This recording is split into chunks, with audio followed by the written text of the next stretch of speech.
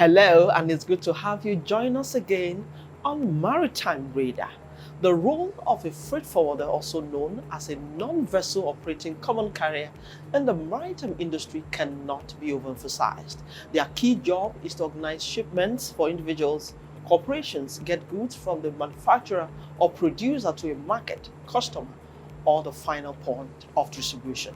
International freight forwarders have additional expertise in preparing, processing customs and other documentation in addition to performing activities pertaining to international shipments. This requires requisite training to enable freight forwarders to discharge their duties professionally.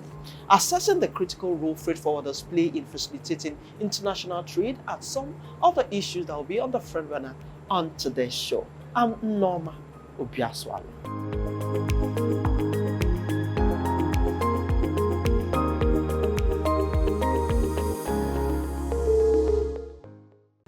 The port plays a key role in connecting nations, trades, and economies. This has a profound impact on trade volume and transport cost. However, the sector is confronted with many challenges such as new standards and modernization to achieve international best practices, especially in the areas of security, safety, environmental management, port operations, and services.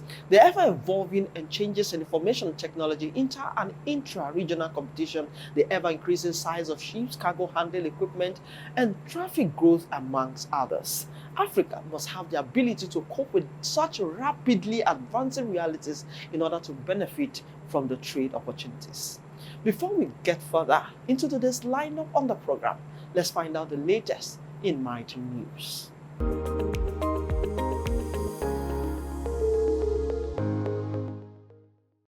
Nigeria's Minister of Marine and Blue Economy, Adegboyega Oyetola, has expressed the country's interest in seeking election into Category C of the International Maritime Organization Council. Speaking at the 2024 World Maritime Day parallel event in Barcelona, Spain, he noted that Nigeria has put in place the basic needs to develop the nation's maritime industry in line with recognized global best practices. Oyetola said that there have been no incidents of piracy in the last 3 years, as confirmed by the International Maritime Bureau. This was achieved by deploying resources to provide maritime security assets, with Nigeria solidifying its role as a key guardian of maritime security in the Gulf of Guinea. He added that Nigeria remains a valuable source of manpower for the industry, as he urged partners to explore this potential and assist where possible. Also present was the Director General, Nigerian Maritime Administration and Safety Agency NIMASA, Dr. Dayo Mubiriola, who said that no stone will be left unturned to ensure success in the quest for IMO Category C membership at the next elections. NIMASA has met with the IMO technical team and has commenced work on all identified grey areas from the last audit so that Nigeria can make progress. In an effort to strengthen Nigeria's non-oil exports, APM Terminal Sapapa, Nigeria's largest container terminal, has expanded its yard capacity to accommodate growing export cargo volumes. With this recent expansion, the terminal now offers an additional 2,400 TEUs in container capacity. Sten Knudsen, the terminal manager, noted that improvements stem from feedback received from exporters and shipping lines. The yard expansion will enable the terminal to handle export containers more efficiently, reducing wait times and streamlining overall operations. There has also been improvements to barge capacity, gate access, and dedicated export lanes, leading to shortened turnaround times for export containers. AP Moller Maersk AS has once again revised its full-year financial guidance for 2024, marking the fourth upward revision this year. This comes as a result of continued strong demand in the container market and ongoing disruptions in the Red Sea, which have significantly impacted global shipping operations. In a trading update, Maersk reported robust preliminary results for the third quarter of 2024, with revenue reaching $15.8 billion, an underlying EBITDA of $4.8 billion, and an underlying EBIT of $3.3 billion. These figures far exceed expectations and have prompted Maersk to raise its financial outlook for the remainder of the year. The company now forecasts an underlying EBITDA of $11.0 to $11.5 billion and an underlying EBIT of $5.2 to $5.7 billion for 2024. This represents a notable increase from its previous guidance of $9 to $11 billion EBITDA and $3 to $5 billion EBIT. Additionally, Maersk has updated its free cash flow expectations, now projecting it to exceed $3 billion. The global container market volume growth forecast for 2024 has also been revised upward to around 6%, compared to the earlier projection of 4 to 6%.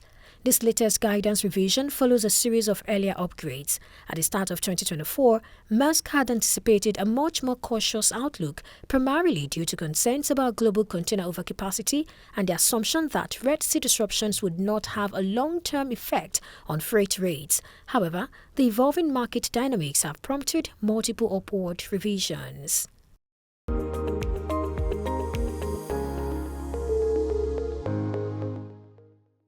Welcome back. If you're just joining us, this is Maritime Radar. Trade agreements hold immense potential. They also present challenges for Nigerian freight forwarders, which includes complying with varying rules of origin, documentation requirements, and product standards across trade blocs. This can become complex and time-consuming. Freight forwarders must stay informed and up to date on the ever-changing trade regulations within these agreements to provide efficient logistic solutions to their clients. Moreover, trade agreements can influence cargo flows and demand patterns, affecting the choice of transportation routes and logistic strategies. Understanding these shifts and adapting to the changing trade dynamics is vital for freight forwarders to maintain a competitive edge. Our guest, Abdulazeez Babatunde Mukai, is a custom broker and MD CEO Mickey Excellency Nigeria Limited. Shares on the need to professionalize the freight forwarding sector to ensure industry performance and reputation. Stay with us.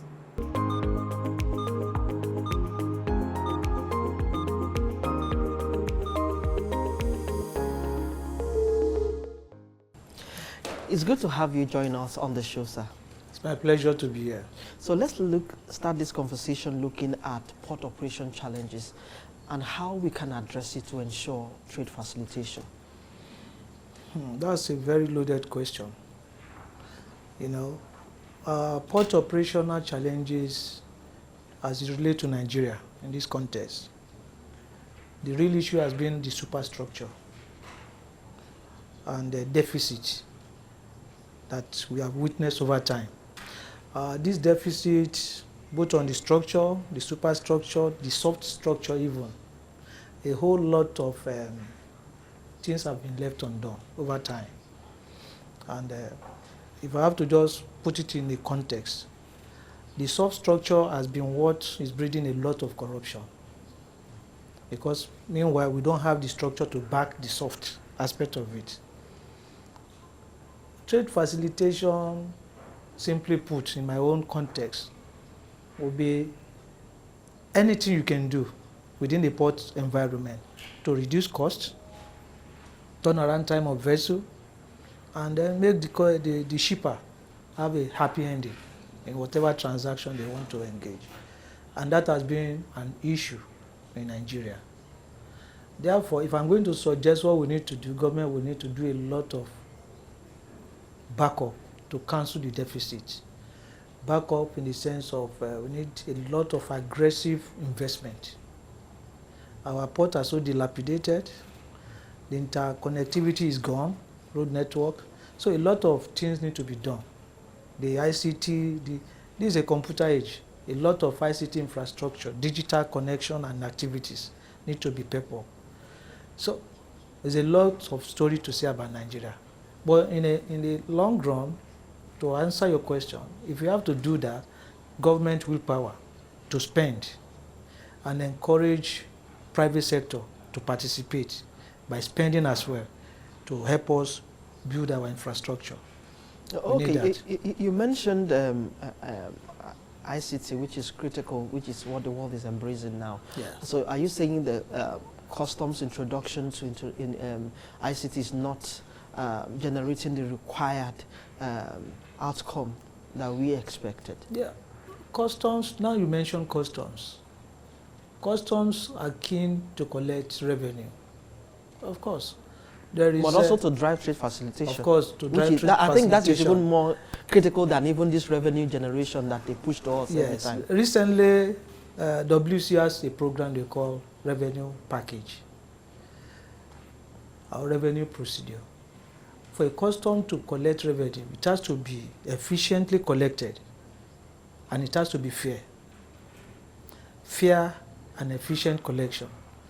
And that is why the facility about digital need to come in. Custom need to build capacity to collect legitimate revenue and appropriately at the same time.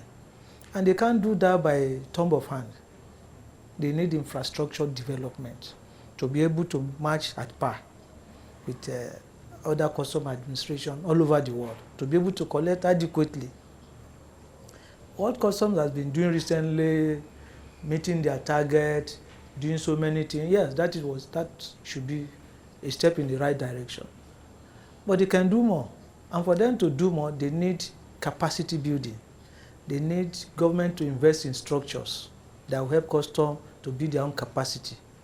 So it still boils down to the fact that we lack the structure presently. If our ports must be competitive, it has to be efficient. Yeah. So this steel structure you mentioned is still affecting that efficiency. So how do we now go about achieving this efficiency? Since we are not seeing political will, what else could be done really?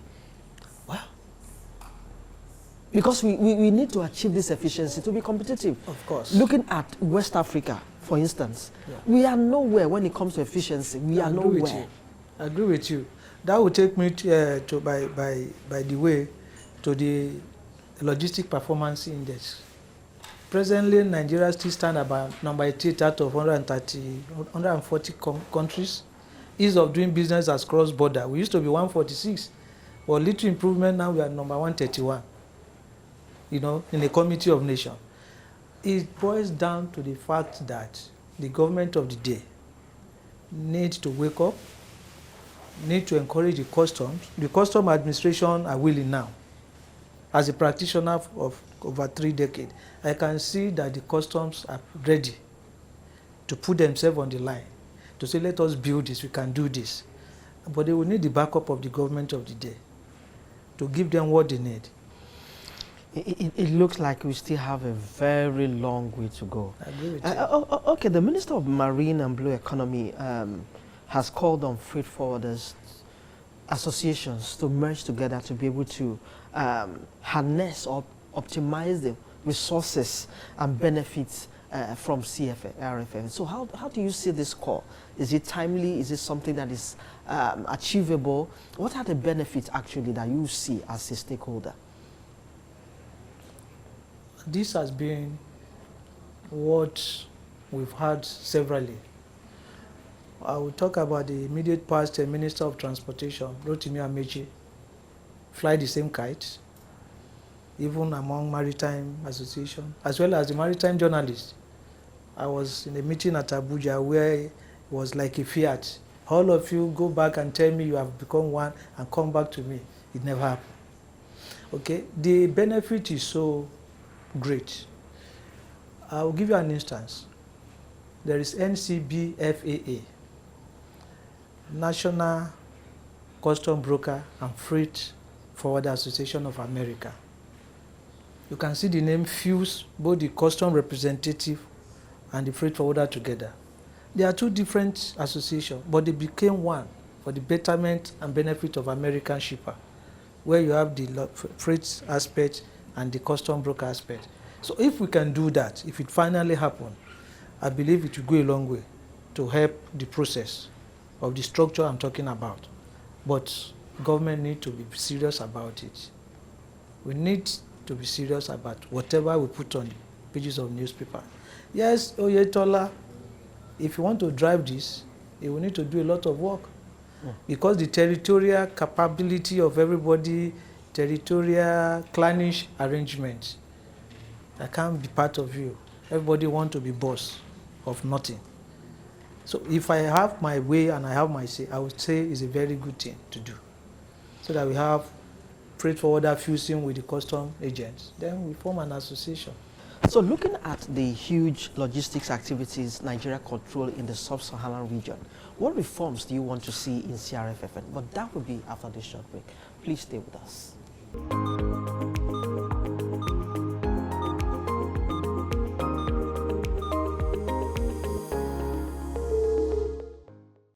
Africa needs its own storytellers, people who understand the continent because they're from it. People who know that news is more than just a conversation starter, it's our stories. Because these stories run deeper than headlines and segments. It's about digging deeper to get the facts and telling the human side of every single story, not just the echoes from foreign headlines and perspectives. It's time to take back our narratives and share them in our voices. The birth of Africa's New Age reporting, and this is where it begins, right here at News Central TV, with stories that put Africa first.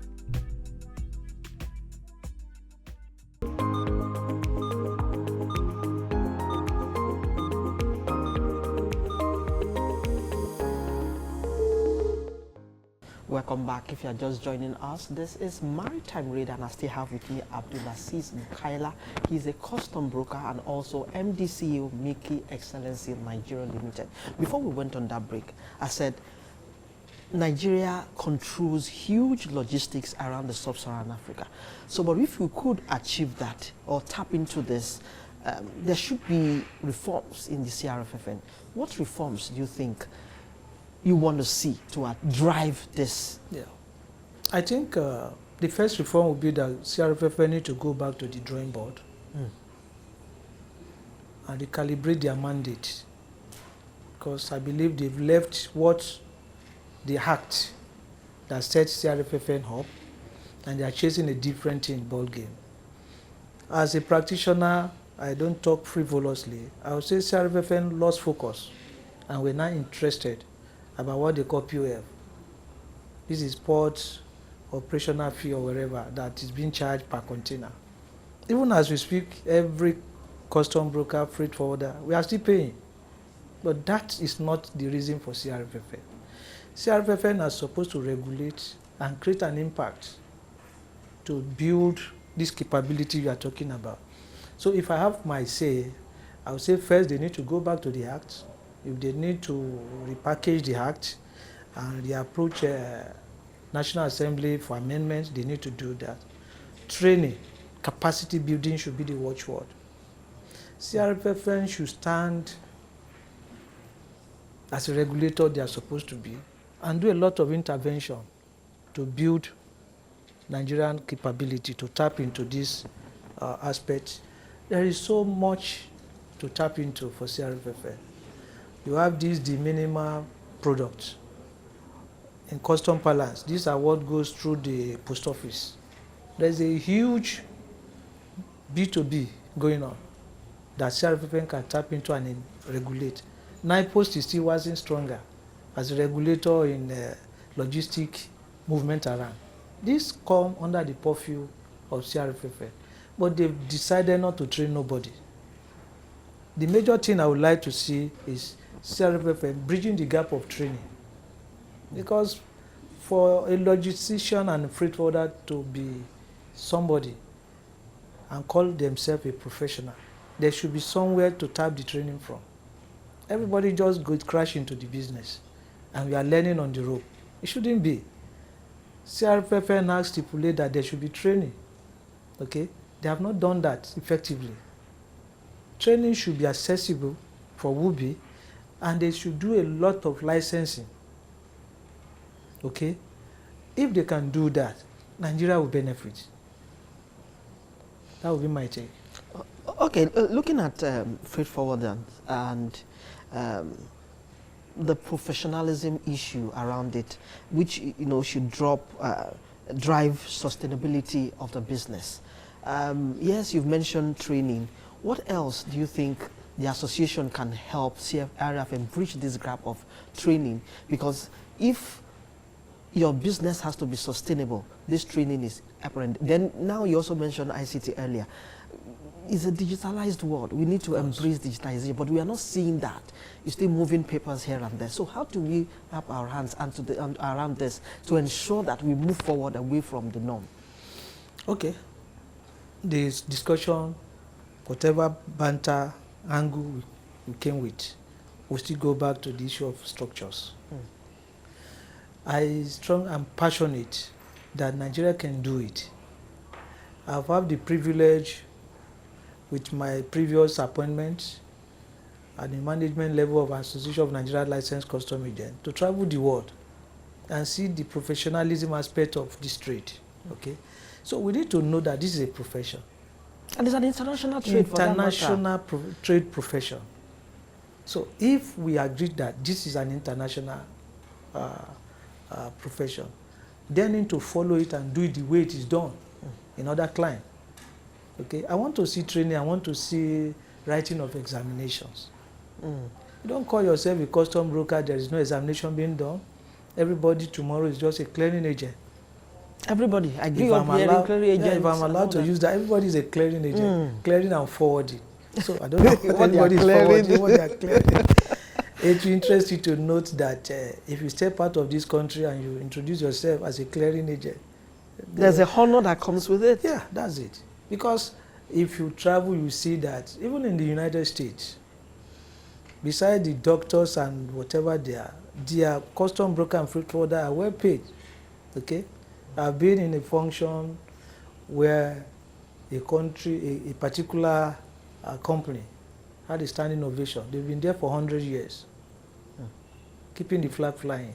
We can do all this, we have the capacity, but we need government to be ready to fund this. So what will you be dropping at the table of the Minister of Marine and Blue Economy, looking at what we've discussed so far?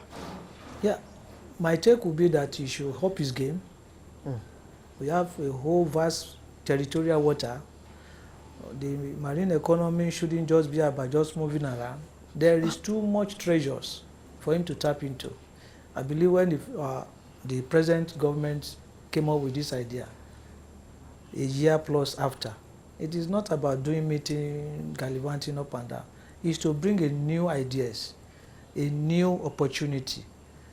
There are deep down sea ventures and engineering that the business should have been floating by now. We should have been creating a lot of engineering and new profession for people to tap into.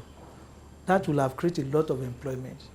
I think the minister will need to rejig his lineup of appointees and bring in people that can help him deliver. I don't even know whether you've seen his roadmap anyway. I have not seen any. I haven't seen any myself. Oh. Then where are we going if we don't have a roadmap? So how do we achieve anything? So moving away from that, there's a lofty idea of government to give zero import duty on food items. But it seems the Ministry of Finance is not cooperating to ensure that this comes to bear. But while this waits, Nigerians are hungry. So how do you go about this? Because we are yet to see qualified importers to bring in these food items 3 months after. Yeah. The government has a good policy. The implementation has been very zero. You see, Zero like the zero. Zero. 2016, we were told that there is 1.6 billion US dollar foreign direct investment with a backward integration into rice millers. Food will be available. That was 2016. Now, this government said, look, we have a challenge, food. People are hungry. And we are going to be importing staple food, zero duty, for 6 months in the first instance. 6 months is going to come up in the next 2 months, you know. But then it's like moving forward, 2 foot forward and 10 foot backward. Now, you talk about bringing in food for 6 months. Then you put some contingencies. I don't know who had that to the implementation part of it. And I want to put it squarely on the table of Federal Ministry of Finance. Because I don't want to think, let's break it down. You talk about rice millers. And you now said the paddy need to be imported by rice millers. They've been rice miller since 2016. Where are the rice? Now, you now tie that to a rice miller to be the one to import. I thought it should have been thrown open for the first 6 months. So that the market could be, yes, to flood the market. Flood the market first. Let people have access to rice at their own rate. Let the market. Then it will drive competition. Let the market drive the sales and the fee. Now you do all that and you get it back to the millers. And the millers right now, paddy, rice paddy that used to be about 80,000 or per metric ton for them to go and is now about 200,000. Because only rice miller can access it. Then you put so many contingencies, whoever is going to import it or to be a miller must have capacity of 100 ton per day, must have bring tax clearance, must have capacity on this, capacity on that, must have farm that you want to inspect. Then you are not ready to bring the food. Because anybody that got a bug of that and want to do something, they will step back that this government is actually not serious. If you want to bring in food to douse the tension, then you won't put all those contingencies. So where do we go from here now? The government need to repackage that if they are serious. The first 6 months is gone. I have not seen any rice anywhere being imported through the seaport or airport. No, at least we know that maybe maize, sorghum, millet is being smuggled out up north. But who is going to smuggle rice out of Nigeria? Rather, because we don't even have enough. so that means the whatever government plan has failed. So as an importer, so what do you think should be done now? I think the government should just rearrange that focus and reissue the executive order, whatever they need to do. But do you see that happening before December? If the government is serious, it has to happen. Because by December, if nothing happens, in the next 35 days, the price of staple food will go through the roof, and it can cost anything. I must thank you for your time and thoughts on the show. It's been Abdulazeez Mukai. He is a custom broker and also MD, CEO of Mickey Excellency Nigeria Limited. Thank you very much for your time. It's been my pleasure to be here. We hope that government will listen to these things you've said and be able to work at it. But above all, Nigerians are hungry.